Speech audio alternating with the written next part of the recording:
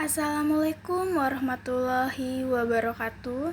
Perkenalkan, nama saya Novia Verly Nursafitri dengan nomor NIM 2561201026. Di sini saya akan memecahkan kasus dalam perusahaan milik Daniel. Pada 1 November 2025, Daniel memulai usaha yang akan dikenal sebagai Teknoplus.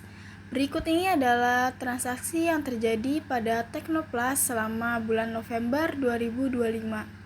Pada tanggal 1 November 2025, Daniel menyetor uang tunai sebesar 30 juta ke rekening bank atas nama Teknoplus sebagai modal usaha.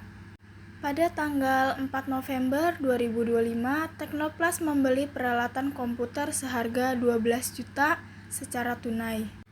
Pada tanggal 8 November 2025, Teknoplus membeli perlengkapan kantor senilai 2 juta secara kredit.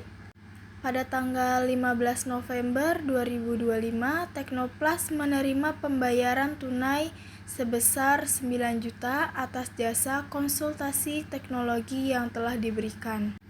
Pada tanggal 25 November 2025, Teknoplus membayar beban-beban berikut. Yang pertama ada gaji karyawan sejumlah 3 juta, sewa kantor sejumlah 1.200.000, beban listrik dan air sejumlah 600.000, dan beban lain-lain sejumlah 400.000. Pada tanggal 28 November, Teknoplus membayar utangnya kepada pemasok sebesar Rp1.200.000.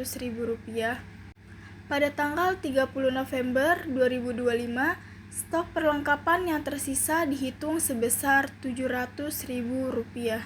Pada tanggal 30 November 2025, Daniel menarik tunai sejumlah Rp2.500.000 dari Teknoplus untuk keperluan pribadi. Selanjutnya, tugas yang diminta yang pertama ada persamaan dasar akuntansi, yang kedua 4 laporan keuangan lengkap. Nah, di 4 laporan keuangan lengkap ini terbagi menjadi 4. Yang pertama membuat laporan laba rugi, yang kedua membuat laporan perubahan ekuitas, yang ketiga membuat laporan posisi keuangan atau neraca, yang terakhir membuat laporan arus kas. Yang pertama, persamaan dasar akuntansi. Pada tanggal 1 November 2025, transaksinya yaitu setoran modal, jumlah kasnya bertambah 30 juta dan modal Daniel bertambah 30 juta. Pada tanggal 4 November 2025, beli komputer tunai, kasnya berkurang 12 juta, peralatannya bertambah jadi 12 juta. Pada tanggal 8 November 2025, beli perlengkapan kantor secara kredit. Perlengkapannya bertambah jadi 2 juta, utang usahanya juga bertambah jadi 2 juta. Pada 15 November 2025, terima pendapatan jasa sejumlah 9 juta secara tunai. Kasnya bertambah menjadi 9 juta, pendapatannya juga bertambah jadi 9 juta. Pada tanggal 25 November 2025, bayar gaji sejumlah 3 juta, sewa kantor sebesar 1 juta, listrik dan air sejumlah 600.000, beban lain sejumlah 400.000, jadi total 5.200.000. Kasnya berkurang 5.200.000, bebannya bertambah jadi 5.200.000. Pada tanggal 28 November 2025, bayar utang 1.200.000. Kasnya berkurang jadi 1.200.000, utang usahanya juga berkurang 1.200.000. Pada tanggal 30 November 2025, sisa perlengkapannya sejumlah 700.000. Beban perlengkapan itu jadi 1.300.000. Yang tadinya 2 juta, sisa 700, berarti 2 juta dikurang 700, sisa 1.300.000. Peralatannya jadi 700 dan bebannya bertambah jadi 1.300.000. Pada tanggal 30 November 2025, Priv Daniel kasnya menjadi berkurang 2.500.000 dan modal Daniel juga berkurang jadi 500. Privnya bertambah jadi 2.500.000.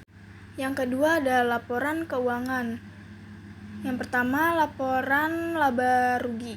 Pendapatan jasanya tadi 9 juta, beban-bebannya itu gaji karyawan sejumlah 3 juta, sewa kantor sejumlah 1.200.000, listrik dan air sejumlah 600, beban lain-lainnya sejumlah 400, beban perlengkapannya 1.300.000.